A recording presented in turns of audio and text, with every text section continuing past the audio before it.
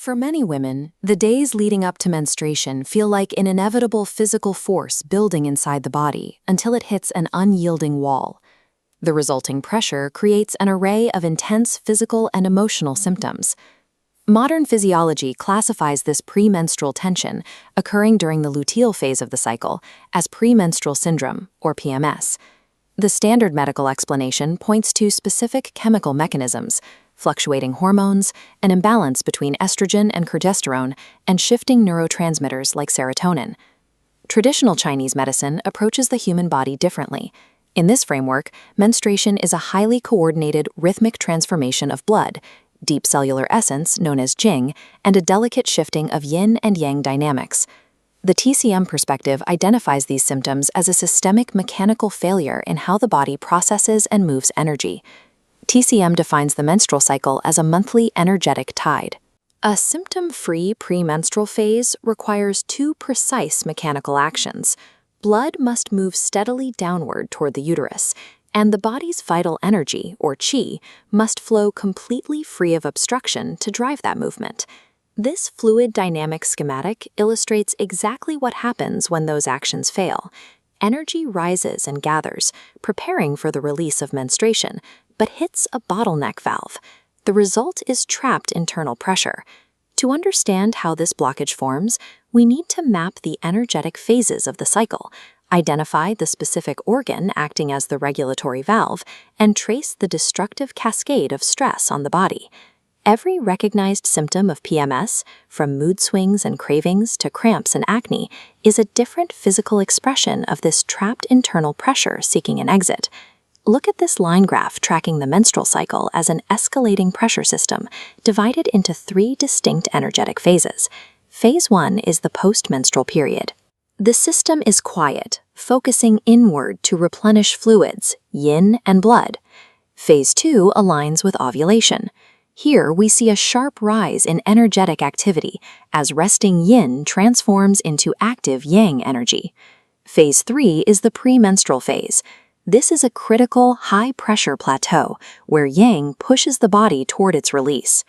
During this high-pressure window, blood must gather cleanly in the Qing and Ren vessels to prepare for menstruation.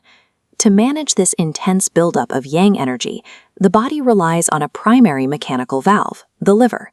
The TCM liver serves as a complex regulator.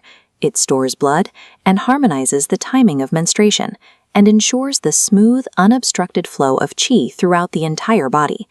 When the mechanics work correctly, the liver valve opens wide during phase 3. The accumulated pressure releases smoothly, and blood descends without resistance. A comfortable, pain-free cycle is a direct result of this unobstructed release. It demonstrates that severe PMS is a failure of anatomical and energetic flow. If a healthy cycle relies on an open liver valve, what specific force causes it to jam shut right when pressure is highest? This matrix table maps the TCM concept that emotions act as tangible, physical forces capable of directly altering internal organ function. Chronic worry depletes the spleen. Fear drains the kidney. Prolonged sadness constricts the lung. The direct mechanism acting on the liver is anger, frustration, and unexpressed emotional stress. When a person suppresses daily frustration or endures chronic stress, the physical result is immediate. Liver qi heavily constricts, clamping the regulatory valve shut. This flow diagram shows the result. The rapidly rising yang energy of the premenstrual phase hits a closed liver valve. Massive internal pressure builds up with nowhere to go. A classical medical axiom states, when qi flows freely, there is no pain.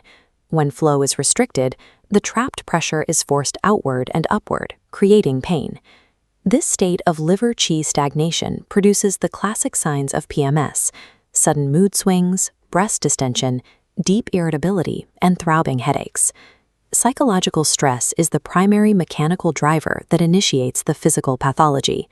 A jammed liver valve explains the mood swings, but PMS often involves widespread, multi-system failures. To understand why, we look at the 5 elements. This network graph isolates the specific relationship between the liver, represented by wood, and the spleen, represented by earth. When liver pressure becomes excessive, it creates a pathology known as wood overacting on Earth. The stagnant liver effectively crushes the spleen's ability to manage digestion. Once the digestive system buckles under the pressure, the body loses its ability to process fluids.